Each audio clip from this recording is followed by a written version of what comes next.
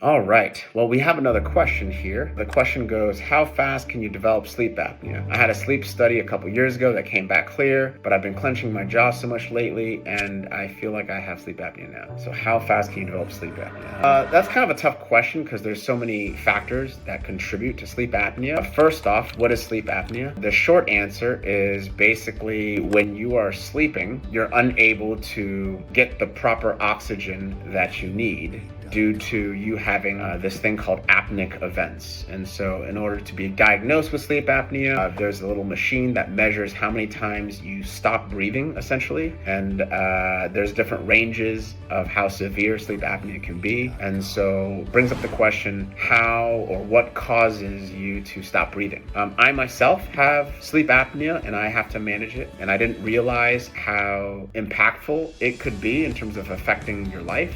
But basically, when I lie on my back, you can imagine the throat is an airway.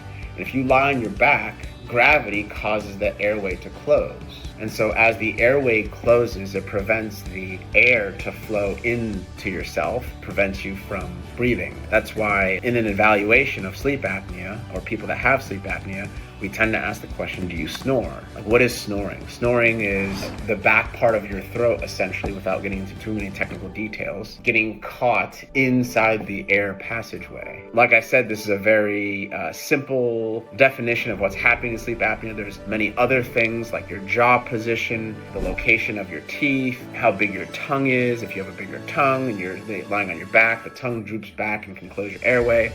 Low-hanging soft palate, if the back of your palate starts to hang down, it can close up the airway. The airway in your nose can affect whether or not you have sleep apnea because there's a positive and negative airflow that occurs between the mouth and the nose. There's other things that also can be involved as well, but those are some of the things that can influence and affect your sleep apnea. With the question of how fast can you develop sleep apnea, it typically happens in people that have more weight on them, have thicker necks, people that sleep on their backs. With all of those factors, can be affected by it, but it's not completely exclusive to that. It could be anyone. I mean, I myself and have a lower BMI than the average, but I have sleep apnea, as does my father, and he's 5'7" and 120 pounds. So he's a really skinny guy that runs every single day. So it can affect anybody.